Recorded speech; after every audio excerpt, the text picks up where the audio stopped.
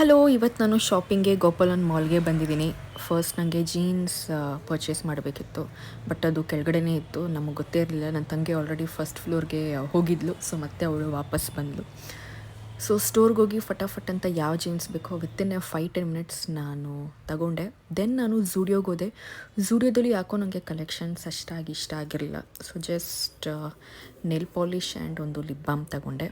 And then ನನಗೊಂದು slipper ಬೇಕಿತ್ತು. So black colour flat ತೊಗೊಂಡೆ. ಬ್ಲ್ಯಾಕ್ ಆಬ್ವಿಯಸ್ಲಿ ಎಲ್ಲ ಕಲರ್ ಡ್ರೆಸ್ಗೂ ಸೂಟ್ ಆಗುತ್ತೆ. ನೆಕ್ಸ್ಟ್ ನಾನು ಶೋ ಆಫ್ಗೆ ಹೋದೆ. ಶೋ ಆಫ್ ನನ್ನ ಫೇವ್ರೆಟ್ ಸ್ಟೋರ್, ಯಾಕಂದರೆ ಅಲ್ಲಿ ಕಲೆಕ್ಷನ್ಸ್ ಎಲ್ಲ ತುಂಬ ಚೆನ್ನಾಗಿರುತ್ತೆ. ಆಲ್ಮೋಸ್ಟ್ ನಾನು ತುಂಬ ವರ್ಷದಿಂದ ಇಲ್ಲೇ ಪರ್ಚೇಸ್ ಮಾಡ್ತಿರೋದು. ಆ್ಯಂಡ್ ಈ ಟಾಪನ್ನು ನನ್ನ ತಂಗಿ ಸೆಲೆಕ್ಟ್ ಮಾಡಿದ್ಲು. ನನಗೆ ತುಂಬ ಇಷ್ಟ ಆಯಿತು, ತಗೊಂಡೆ. ಆ್ಯಂಡ್ ನೆಕ್ಸ್ಟ್ ಈ ಡ್ರೆಸ್ಸನ್ನು ನಾನು ಪರ್ಚೇಸ್ ಮಾಡಿದೆ.